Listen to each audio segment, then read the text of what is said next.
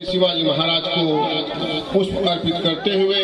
समता स्वतंत्रता बंधुत्व का न्याय देने वाले बाबा साहब भीमराव अंबेडकर को श्रद्धा सुमन अर्पित करता हूं। आज हमारे मंच पे बैठे हुए हमारे पार्टी के प्रमुख महासचिव भाई अजय राय जी, प्रदेश उपाध्यक्ष राजेश राजभर जी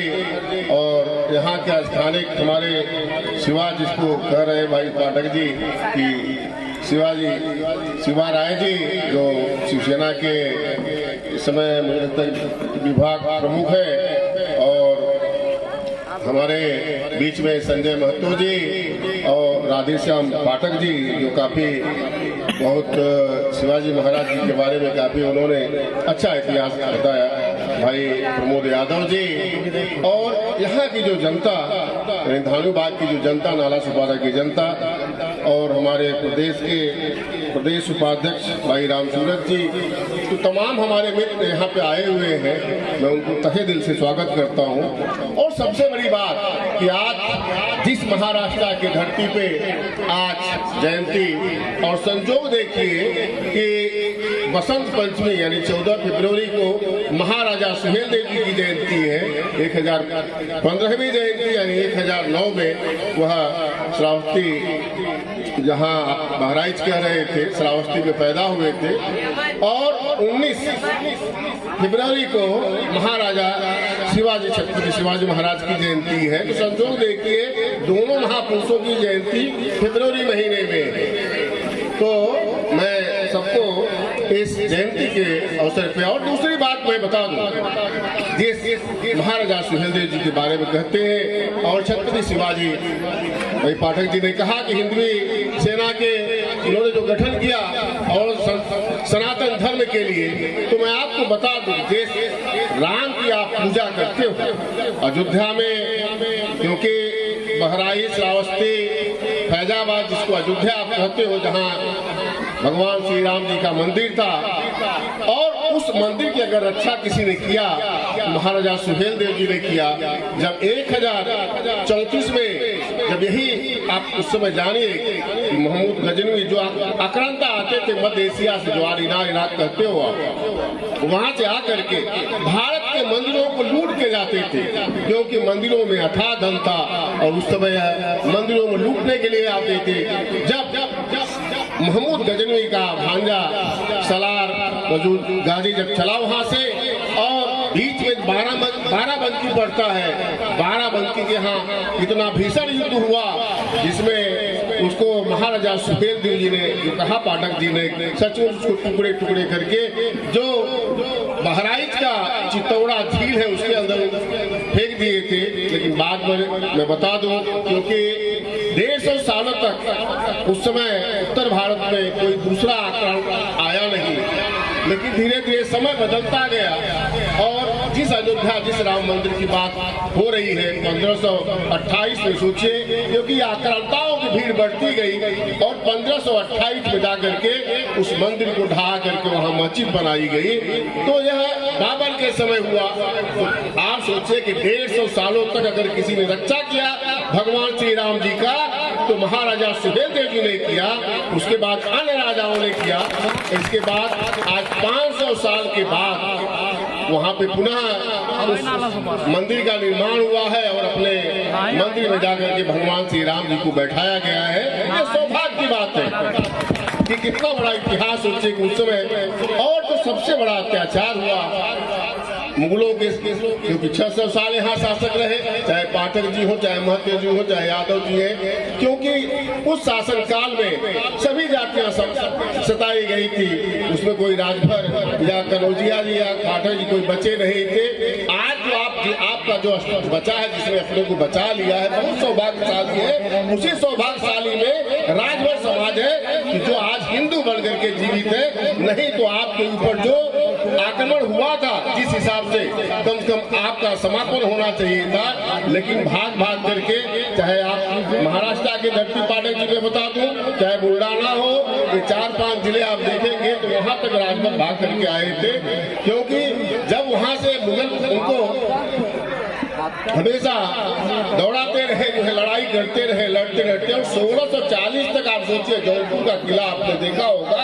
7-8 लड़ाई जो डल देव से हुई है, 7 सरकी के समय हुई है, जो है 7 सरकी जो है गिराकत आप देखे होंगे जौनपुर में। तो जौनपुर का किला वहाँ महाराजा डल देव का था, तो 7 सरकी तक लड़ाई है। लेकिन इतिहास धीरे धीरे कई लोग भूलते चले गए, और इतिहास में दबाने का जो सबसे बड़ा काम हुआ, अंग्रेजों के समय 1871 के समय जो जितनी लड़ाकू जातियां थी, जिसको आप विमुक्ति कहते हैं, क्रिमिनल डिनोटिफाई जातियां जितने थे, कम कम पूरे देश में 635 जातियां ऐसी थी जो लड़ाकू जातियां थे। लड़ाकू जातियों के ऊपर अंग्रेजों ने प्रतिबंध लगा दिया और इनको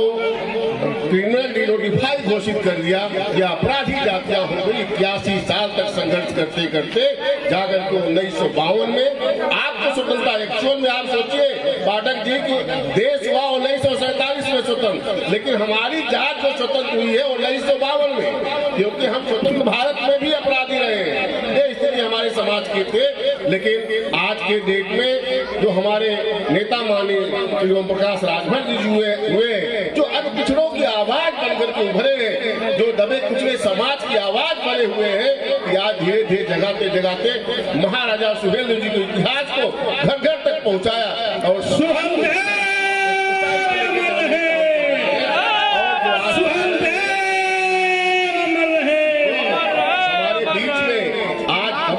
समाज सोचिए कि 81 साल तक अंग्रेजों के समय हमको दबाया गया। स्वतंत्र भारत में जो स्थिति है, धीरे धीरे आज विकास के पथ पर आ रहे हैं। और माननीय नेता ओम प्रकाश राजभर जी आपकी आवाज बन करके आपने हक अख्तियार की, और आपको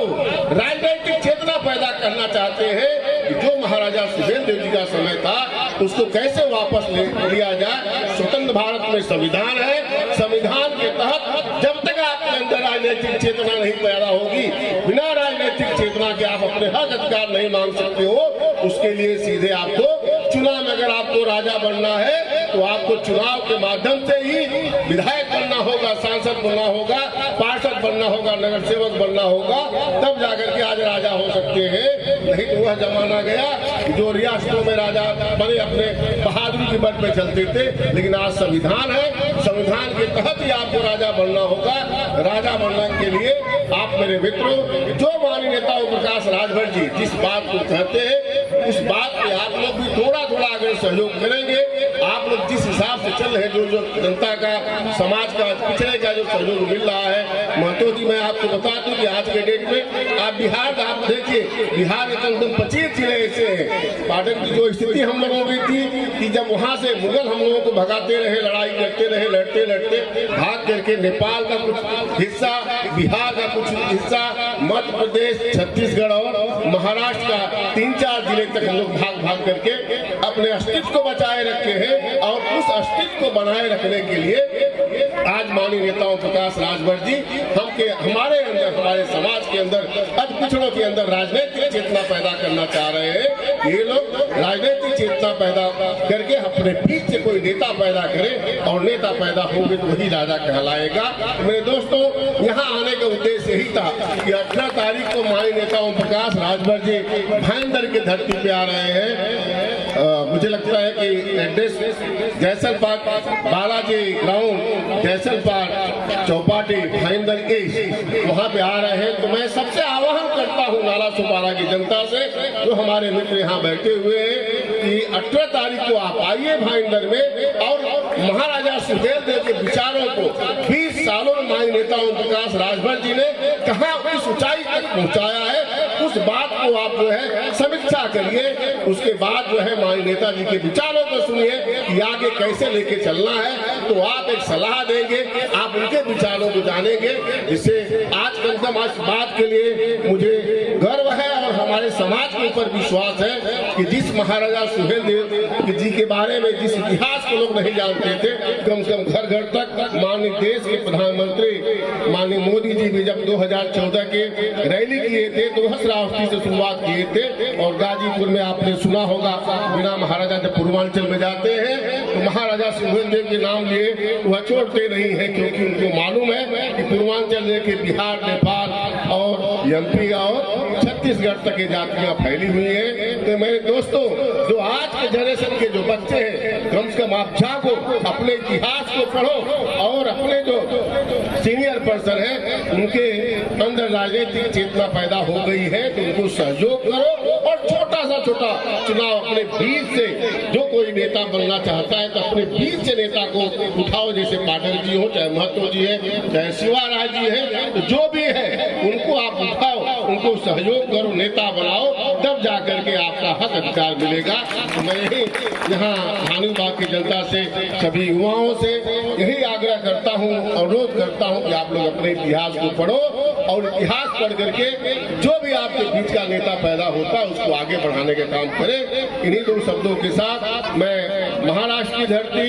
और उत्तर प्रदेश की धरती या 912 की धरती, जय हिंद, जय महाराष्ट्र, जय श्री।